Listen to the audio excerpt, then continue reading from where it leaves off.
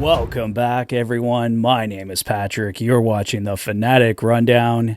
The Edmonton Oilers are not done yet. They will take on the Dallas Stars on Thursday in Game 1 because they have defeated the Vancouver Canucks 3-2, winning Game 7 and taking the series 4-3.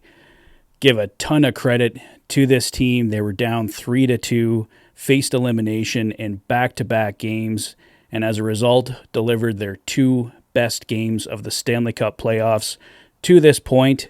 It definitely got a little dicey in those last couple minutes, and if you guys were watching the Rig 72 live stream, I don't think I said anything for like the last 4 minutes of the game. I was pretty much relying on Toff there. I was having trouble getting breath, thoughts through my head. It was just an incredibly stressful time, but the Edmonton Oilers, hold on, get the 3-2 victory and take the series victory to punch their ticket to round 3 and take on the Dallas Stars, who will prove to be the biggest challenge yet for the Edmonton Oilers. But I'll save Dallas Stars thoughts for the series preview tonight. This is about the Edmonton Oilers and Vancouver Canucks. I want to start off by saying, well done to the Vancouver Canucks. They gave the Edmonton Oilers all they could absolutely handle. The Canucks also had to play tonight without their leading goal scorer in the playoffs, Brock Besser, unfortunately dealing with a blood clot issue. As I mentioned earlier, wishing him all the best and a speedy recovery. He's expected to be back for next season for the Vancouver Canucks, so that's amazing to hear. The Oilers, you don't want to get an advantage that way, but they had to take advantage of it. I think they took advantage of the Canucks in every single way they could tonight. For probably 55 minutes, this team was absolutely dominant. The Canucks started to come on about midway through the second period, but the Oilers largely dominated this hockey game. They deserved this victory tonight. They had to hold on for a 3-2 victory, but they got it. Cody Ceci opened the scoring in the second period. It was a scoreless first. The Oilers outshot Vancouver 13-2 in the first period, but could not beat Artur Shilovs. Shilovs was absolutely a story tonight for the Vancouver Canucks.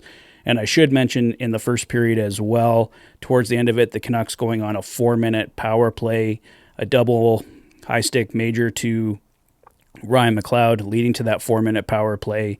And the Oilers kept the Canucks completely off the shot clock and off the scoreboard as well, which led to Cody Ceci opening the scoring at 1:16 of the second period. Assists going to Brett Kulak and Dylan Holloway.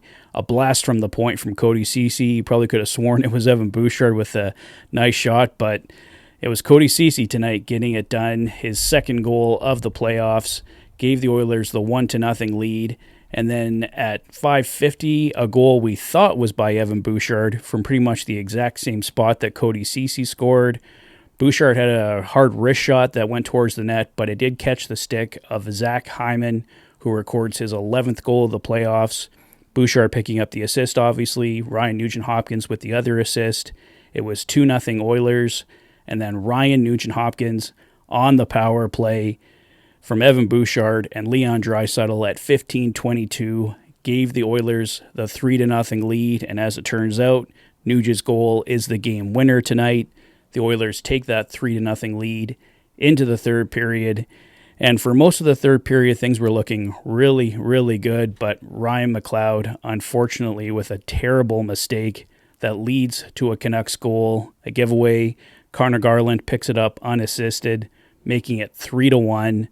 And shortly thereafter, that was at 11:27, and then at 15:24, Filip Hronek with a blast from the point that beat Skinner makes it 3-2. And for that last about 4.5 minutes, we were all collectively holding our breath. But the Oilers doing an excellent job, as they did for most of the night, keeping the Canucks at bay. They weren't getting any super dangerous chances from that point on. And the Oilers hold on to that 3-2 lead for the 3-2 victory. A lot of the stuff tonight that I saw I really liked. The Oilers keeping the Canucks for the most part to the outside. Skinner, when he had to be, was really strong. I mean, don't fault him at all on that Connor Garland goal that made it 3-1. Filip Hronek, a blast from the point. Those are kind of iffy for goaltenders at the best of times. So Stuart Skinner coming through, giving the Oilers what they needed when they needed it. The Canucks ultimately the Oilers outshooting the Canucks, not the Canucks outshooting the Oilers, 29-17 tonight. The Canucks 55.4% on the face-off dot. The Oilers at 44.6%. The Oilers going 1 for 2 on the power play. The Canucks 0 for 3. So the Oilers win the special teams battle in a major way in this series. And tonight helps them get the victory. The Canucks with 40 hits tonight to the Oilers 21. So the Canucks, they were the more physical team throughout this series. That continues tonight. The Oilers, a major stat here, 21 blocked shots. So the Canucks should have had a lot more than what they did. Probably bring them up closer to 40 shots if those all counted. But the Oilers doing an excellent job of keeping the Canucks at bay with block shots. The Canucks with only 8 tonight.